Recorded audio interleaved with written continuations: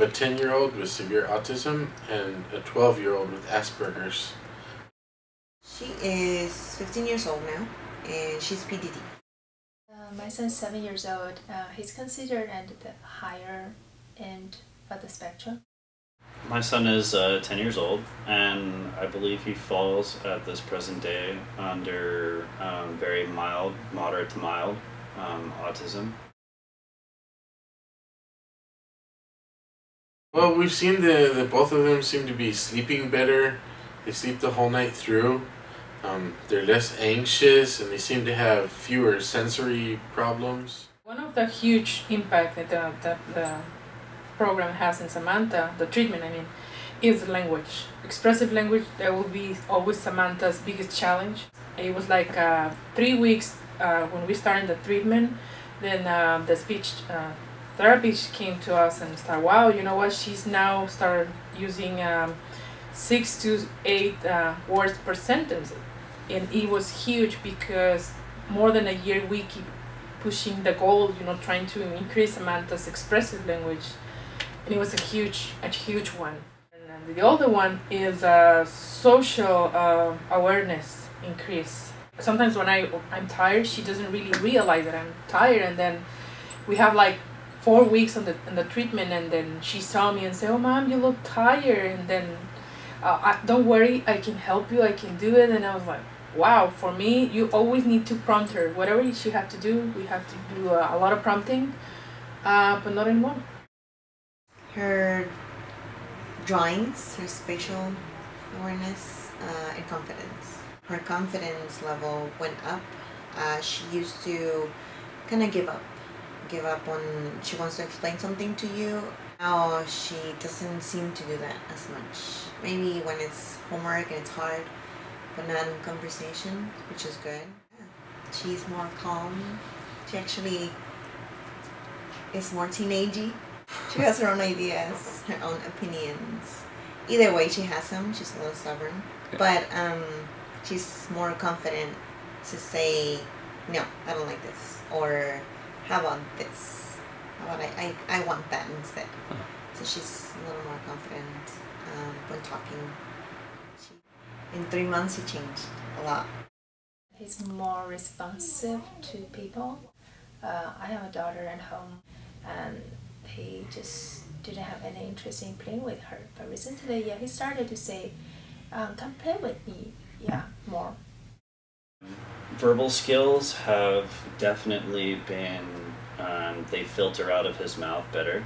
Mm-hmm. He doesn't stagger as much when it comes to putting together basic sentences,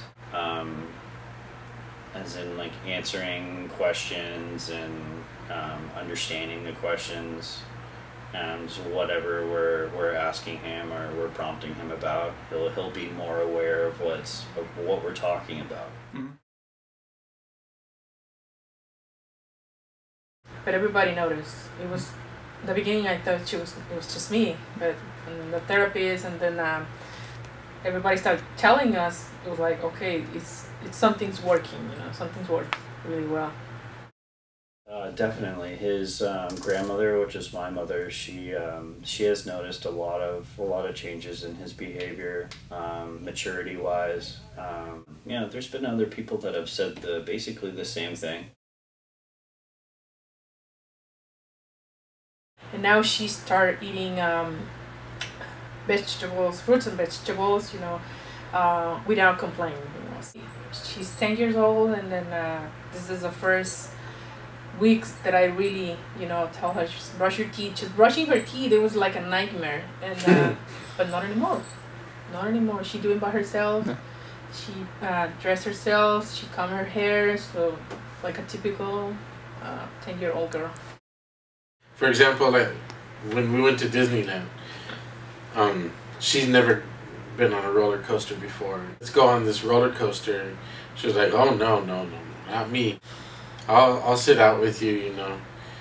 When she realized, you know, that I wanted to go on the roller coaster, and so she was like, "Okay, I'll try it," because she didn't want me to sit out. Not only did she try it, but she enjoyed it so much she wanted to get back on, and so she was aware of that I wanted to go on, which is very new, and she went out of her way to accommodate me, and she enjoyed the ride.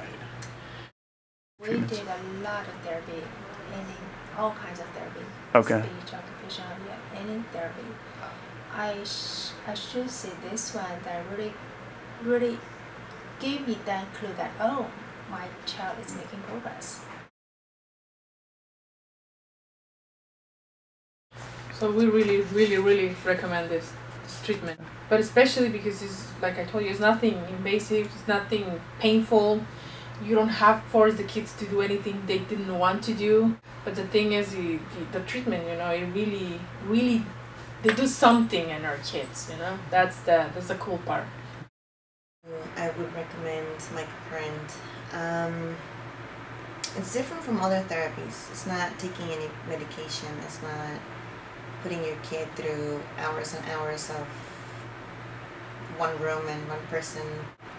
She was having fun. She was drawing. She was on her iPad, just little, you know, cables on her head. A wrap. She actually liked that. She was picking her colors.